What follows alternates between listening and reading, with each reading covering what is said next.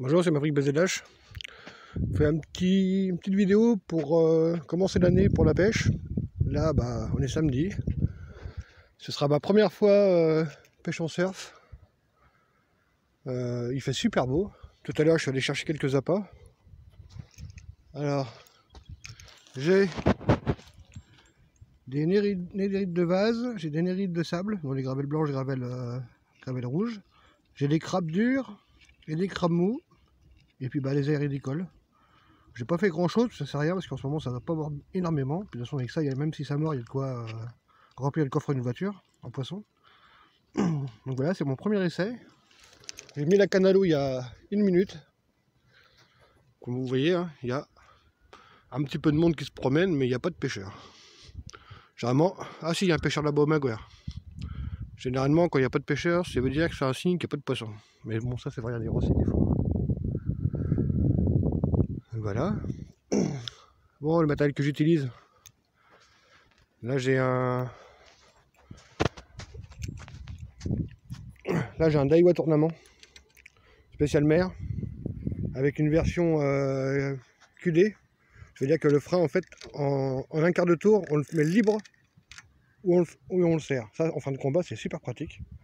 Celui-là c'est le Tournament Surf. Je crois que c'est le 4005. C'est le 4005 ce modèle là. Ça c'est un super moulinet, hein. Franchement c'est la Rolls-Royce Daiwa pour le surf casting. Pour la canne par contre, c'est une canne un peu de merde. C'est une canne que j'avais acheté pas très cher. Mais en fait je me suis renseigné après, c'est un truc qui vient de Chine. Je l'ai pété une fois déjà, la Sion. Vous voyez c'est la carbone à iridium là. Mais bon ça je vous le conseille pas, c'est une grosse saloperie.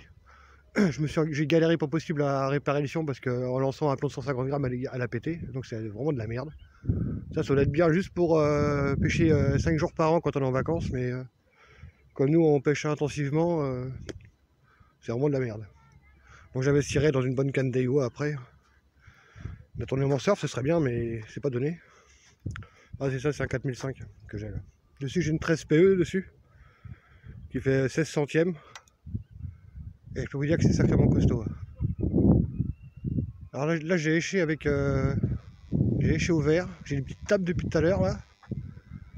Mais à cet endroit là il y a beaucoup de petits poissons des fois qui traînent, hein. Il y a des petites dorades grises, des saloperies comme ça là, des gobies. Donc je ne fais pas trop d'illusions à cet endroit là. Là elle descend, elle se rabat dans une heure et demie à peu près. Mais bon, mes crameaux par exemple, j'attends qu'elle soit début montante pour moi. C'est souvent là que les royales à mort d'ici à la pointe pratique à étale, mais généralement en début montante elles sont vachement actives là. Alors j'ai pas trop regardé, mais il n'y a pas trop de naissants de moules encore. Et des bébés moules, il n'y en a pas beaucoup encore. Généralement ça c'est les naissants de moules, c'est comment dire, c'est un super indicateur pour les royales pour savoir quand est-ce qu'elles rentrent en rivière. Parce qu'en fait elles se nourrissent que de ça. Et ici le fond en fait, là vous voyez tel là, là-bas vous avez le Maguire. Et toute cette partie là en fait le fond c'est que des petits cailloux. Et les moules elles adorent s'accrocher là-dessus. Il y a des tourbillons, il y a des trucs un peu plus creux, quelques cailloux par-ci par-là. Et elles viennent brouter les petites moules comme ça le long des cailloux. Et même des fois à ras du bord là, des fois il y a des royales qui sont à ras du bord là, en lançant à 20 mètres. Et au Maguire c'est encore plus présent parce que là-bas il y a un chenal qui est à ras du bord. Et j'ai déjà pris des dorades en pêchant à mes pieds. Donc voilà. Là la marée est pas mal basse, ça a pas mal descendu pour une toute petite marée, c'est une marée de 60 je crois. Là je vais couper, je vais aller voir un petit peu sur la vasinière si je fais pas un peu de pied de couteau. Comme ça le pied de couteau et je m'en servirai pour demain matin pour faire l'étale haute. Mais l'étale haute je la ferai à la barre là-bas, à la pointe là-bas, à l'entrée, à la goulette. Parce qu'il y a des bons coins là-bas et il faut un peu d'eau. Moi je vais vous laisser, je vais couper, je vais aller faire un peu de pied de couteau. Puis à tout à l'heure. Bon, pendant que ça pêche, je me suis renseigné un petit peu, j'ai été voir un peu sur internet, j'ai fait des recherches pour le bar cette année. Donc apparemment bon, au nord du 48e parallèle, du 1er au 31 mars c'était 0, fallait les relâcher. En dessous le 48e parallèle, donc en Bretagne c'était 2, de 42 cm minimum. Et là apparemment ils n'ont pas encore fixé encore pour à partir du mois pour le reste de l'année en fait. Donc là je sais même pas, donc je pense que si j'en prends, bah, je me limiterai à 2, peut-être 3, enfin je sais pas. Si c'est 2, bah, je resterai à 2, déjà il faut que j'en pêche un. Mais de toute façon si jamais il y a des nouvelles là-dedans, il y aura... je mettrai dans mes prochaines vidéos de pêche si c'est 2 ou 3 ou pas du tout, je sais pas encore. Là au crabe mouche, il y a de grandes chances de prendre du bar. Les bars ils adorent les crabes mous. Donc c'est pour ça que j'ai regardé avant de partir pour voir s'il n'y a pas d'interdiction de pêche du tout. Apparemment il n'y a pas d'interdiction. Donc on va voir. Il fait super beau. Il y a un peu de pieds de couteau sur la vasière, mais ils ont un peu de mal à sortir. Hein.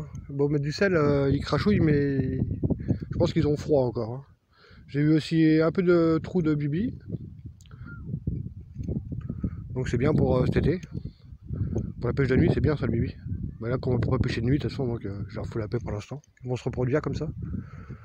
Les pieds de couteau, les camarets, enfin les mis, j'ai pas vu de trous spécialement.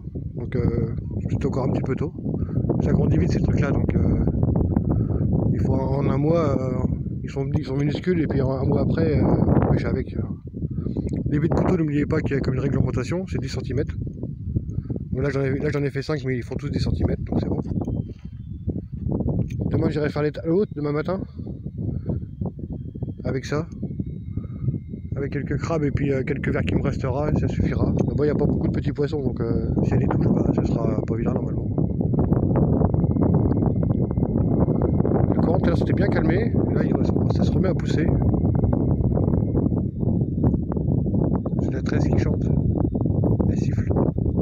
Il y a un peu de vent, c'est un peu chiant, le vent de Roi là. Mais bon, le vent de Roi, ce qui est bien, c'est que c'est des vents plus chauds. On se caillera moins. Je pense à tous ceux qui sont coincés chez eux là, avec la limite de 10 km de pêche là. C'est pas marrant du tout. Hein. Il y en a beaucoup qui viennent de loin ici pour pêcher à la barre là-bas. C'est ma fin.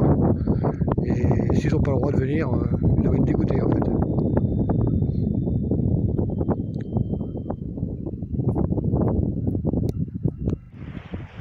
Bon, pour l'instant, la mer remonte et toujours rien à l'horizon. Bah, c'est pas grave, hein. Première sortie, ça marche pas tous les coups. Il est tôt encore. Le 16 ou 17, on est le 7 avril. Donc, c'est pas important. Je vais me remettre un peu au sudoku en attendant que ça morde. D'ailleurs, si ça vous intéresse, dans la description, en plus, là, vous aurez des liens pour des livres de sudoku qui sont pas chers. Il y a à tous les niveaux, même pour les enfants, donc ça leur fera sortir un peu de leur tablette et leur téléphone. C'est un bon exercice et puis pour rester vif d'esprit.